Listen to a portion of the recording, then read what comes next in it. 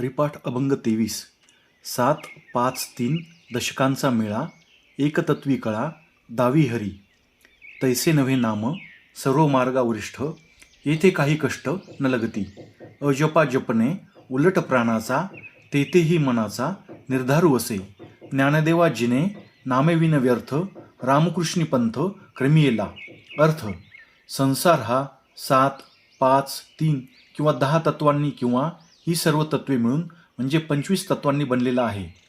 परंतु या सर्व तत्वांचा समावेश शेवटी एकाच तत्वात होतो. हे कौतुक हरीच दाखवतो. मात्र नामाचे तसे नाही.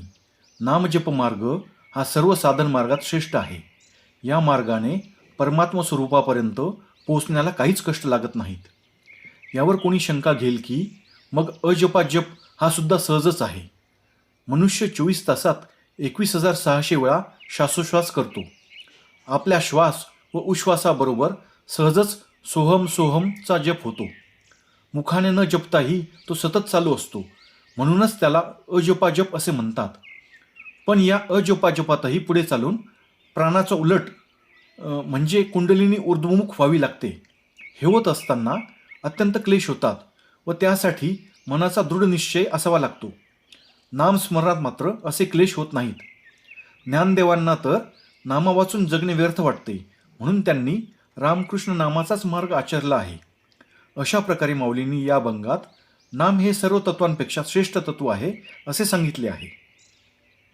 या अभंगात सांगितलेली सृष्टीची मूलतत्वे म्हणजे 3 जीव शिव मन अथवा रज तम सत्व, 5 पंचमहाभूते पृथ्वी आप तेज वायू व आकाश, 7 डोळे कान नाक जीभ त्वचा ही पंच ज्ञानेंद्रिये अधिक पुरुष व प्रकृती, दशक 5 ज्ञानेंद्रिये व 5 कर्मेंद्रिये. वरीलप्रमाणे विविध तत्वे असली तरीही या तत्वांचे अधिष्ठान किंवा परिणिती एकमात्र परमेश्वरच आहे. माऊली पुढे सांगतात की नामतत्व हा वरिष्ठ मार्ग असून यात इतर मार्गांप्रमाणे गुंतागुंत नाही. नामस्मरणासाठी शारीरिक वाचिक मानसिक बौद्धिक आर्थिक असे कोणतेच कष्ट लागत नाहीत. म्हणूनच नाम अत्यंत सुलभ आहे. सृष्टीचा करता धरता सर्वज्ञ सर्वसमर्थ ईश्वरच आहे. त्या श्रीहरीला सर्वांनी जाणले पाहिजे. मानवी जीवनाची इति कर्तव्यता ईश्वर प्राप्तीतच आहे. त्यामुळे माऊलींना नामाशिवाय जीवन व्यर्थ वाटते. त्यामुळे रामकृष्ण नामाचा पंथ श्रेष्ठ समजून जीवनाची वाटचाल त्यांनी याच मार्गे केली आहे. आपणही ज्ञानेश्वर माऊलींप्रमाणे रामकृष्ण नामाचा पंथाचे आचरण करूयात. जय जय रामकृष्ण हरी. धन्यवाद.